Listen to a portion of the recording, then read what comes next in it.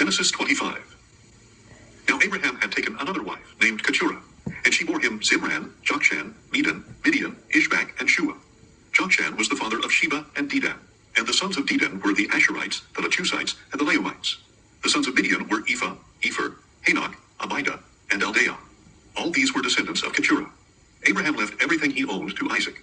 But while he was still alive, Abraham gave gifts to the sons of his concubines, and sent them away from his son Isaac to the land of the east. Abraham lived a total of 175 years, and at a ripe old age he breathed his last and died, old and contented, and was gathered to his people. His sons Isaac and Ishmael buried him in the cave of Machpelah near Mamre, in the field of Ephron, son of Zohar the Hittite. This was the field that Abraham had bought from the Hittites. Abraham was buried there with his wife Sarah. After Abraham's death, God blessed his son Isaac, who lived near Beer Lahai-roi. This is the account of Abraham's son Ishmael, whom Hagar the Egyptian, Sarah's maidservant, bore to Abraham. These are the names of the sons of Ishmael in the order of their birth. Nebaioth, the firstborn of Ishmael, then Kedar, Abiel, Mibsam, Mishma, Duma, Massa, Hadad, Tema, Cheter, Naphish, and Kedemah. These were the sons of Ishmael, and these were their names by their villages and encampments, 12 princes of their tribes. Ishmael lived a total of 137 years. Then he breathed his last and died, and was gathered to his people. Ishmael's descendants settled from Havilah to Shur, which is near the border of Egypt as you go toward Ashur. And they lived in hostility toward all their brothers. This is the account of Abraham's son Isaac. Abraham became the father of Isaac, and Isaac was 40 years old when he married Rebekah, the daughter of Bethuel the Aramean from Padan Aram, and the sister of Laban the Aramean. Later Isaac prayed to the Lord on behalf of his wife, because she was barren, and the Lord heard his prayer, and his wife Rebekah conceived. But the children inside her struggled with each other, and she said, "Why is this happening to me?" So Rebekah went to inquire of the Lord, and he declared to her, "Two nations are in your womb, and two peoples from within you will be separated. One people will be stronger than the other, and the older will serve the younger." When her time came to give birth, there were indeed twins in her womb. The first one came out red, covered with hair like a fur coat, so they named him Esau. After this, his brother came out grasping Esau's heel, so he was named Jacob. And Isaac was 60 years old when the twins were born. When the boys grew up, Esau became a skillful hunter, a man of the field, while Jacob was a quiet man who stayed at home. Because Isaac had a taste for wild game, he loved Esau, but Rebekah loved Jacob. One day, while Jacob was cooking some stew, Esau came in from the field and was famished. He said to Jacob, "Let me eat some of that red stew, for I am famished." That is why he was also called Edom. "First, sell me your birthright," Jacob replied. "Look," said Esau, "I am about to die, so what good is a birthright to me?" "Swear to me first," Jacob said. So Esau swore to Jacob and sold him the birthright. Then Jacob gave some bread and lentil stew to Esau, who ate and drank, and then got up and went away. Thus Esau despised his birthright. Genesis 26. Now there was another famine in the land, subsequent to the one that had occurred in Abraham's time. And Isaac went to Abimelech, king of the Philistines, at Gerar. The Lord appeared to Isaac and said, "Do not go down to Egypt. Settle in the land where I tell you. Stay in this land as a foreigner, and I will be with you and bless you. For I will give all these lands to you and your offspring, and I will confirm the oath that I swore to your father Abraham. I will make your descendants as numerous as the stars of the sky, and I will give them all these lands. And through your offspring all nations of the earth will be blessed, because Abraham listened to my voice, and kept my charge, my commandments, my statutes, and my laws." So Isaac settled in Gerar. But when the men of that place asked about his wife, he said, "She is my sister." For he was afraid to say, "She is my wife," since he thought to himself, "The men of this place will kill me on account of Rebekah, because she is so beautiful." When Isaac had been there a long time, Abimelech, king of the Philistines, looked down from the window and was surprised to see Isaac caressing his wife Rebekah. Abimelech sent for Isaac and said, "So she is really your wife? How could you say she is my sister?" Isaac replied, "Because I thought I might die on account of her." "What is this you have done to us?" asked Abimelech. "One of the people could easily have slept with your wife, and you would have brought guilt upon us." So Abimelech warned all the people, saying, "Whoever harms this man or his wife will surely be put to death." Now Isaac sowed seed in the land, and that very year he reaped 100-fold. And the Lord blessed him, and he became richer and richer, until he was exceedingly wealthy. He owned so many flocks and herds and servants, that the Philistines envied him.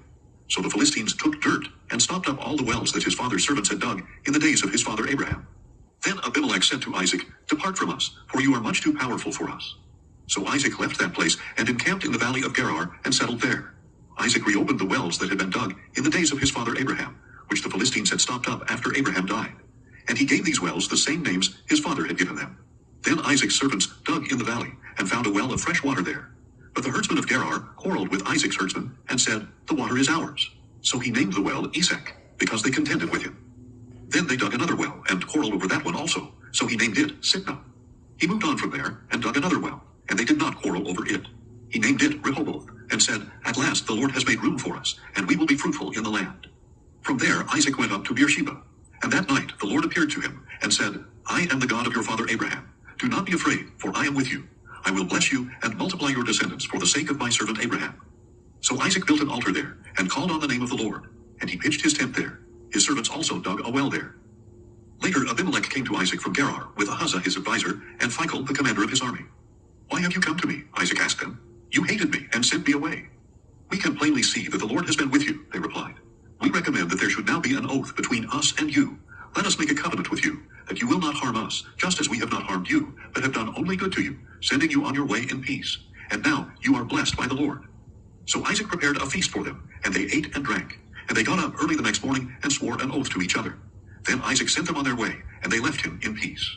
On that same day, Isaac's servants came and told him about the well they had dug. We have found water, they told him. So he called it Shibah, and to this day the name of the city is Beersheba. When Esau was 40 years old, he took as his wives Judith, daughter of Beeri the Hittite, and Basemath, daughter of Elon the Hittite. And they brought grief to Isaac and Rebekah. Genesis 27. When Isaac was old, and his eyes were so weak that he could no longer see, he called his older son Esau, and said to him, My son. Here I am, Esau replied. Look, said Isaac, I am now old, and I do not know the day of my death. Take your weapons, your quiver and bow, and go out into the field to hunt some game for me. Then prepare a tasty dish that I love, and bring it to me to eat, so that I may bless you before I die. Now Rebekah was listening to what Isaac told his son Esau. So when Esau went into the field to hunt game and bring it back, Rebekah said to her son Jacob, Behold, I overheard your father saying to your brother Esau, Bring me some game and prepare me a tasty dish to eat, so that I may bless you in the presence of the Lord before I die. Now my son, listen to my voice, and do exactly as I tell you. Go out to the flock and bring me 2 choice young goats, so that I can make them into a tasty dish for your father, the kind he loves. Then take it to your father to eat, so that he may bless you before he dies. Jacob answered his mother Rebekah, Look, my brother Esau is a hairy man, but I am smooth-skinned. What if my father touches me? Then I would be revealed to him as a deceiver, and I would bring upon myself a curse rather than a blessing. His mother replied, Your curse be on me, my son. Just obey my voice, and go get them for me. So Jacob went and got 2 goats, and brought them to his mother, who made the tasty food his father loved. And Rebekah took the finest clothes in the house that belonged to her older son Esau, and she put them on her younger son Jacob.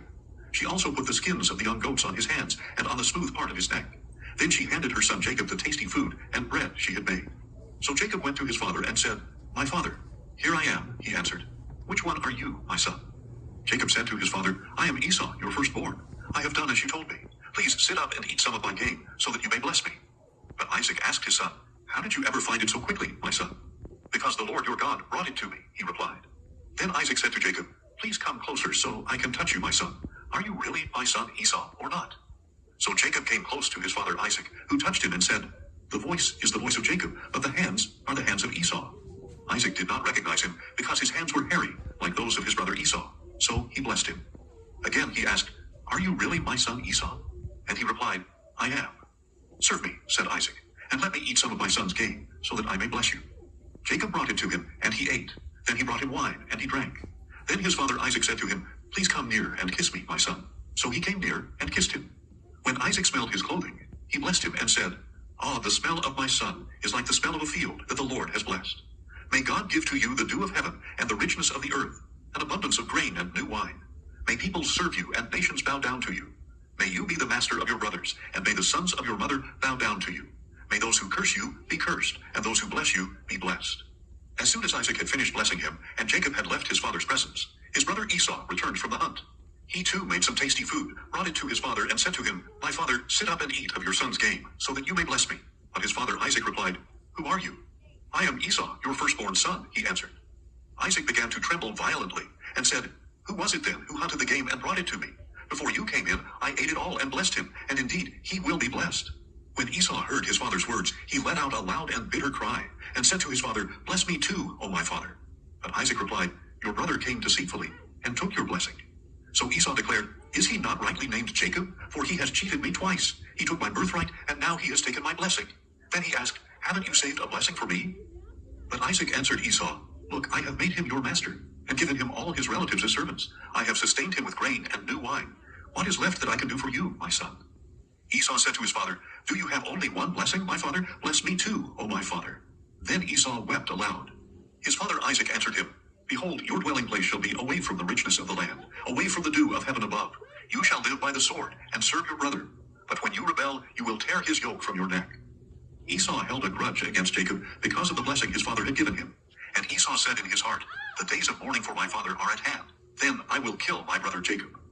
When the words of her older son Esau were relayed to Rebekah, she sent for her younger son Jacob and told him, Look, your brother Esau is consoling himself by plotting to kill you. So now, my son, obey my voice and flee at once to my brother Laban in Haran. Stay with him for a while, until your brother's fury subsides, until your brother's rage against you wanes, and he forgets what you have done to him. Then I will send for you and bring you back from there. Why should I lose both of you in one day? Then Rebekah said to Isaac, I am weary of my life because of these Hittite women. If Jacob takes a Hittite wife from among them, what good is my life?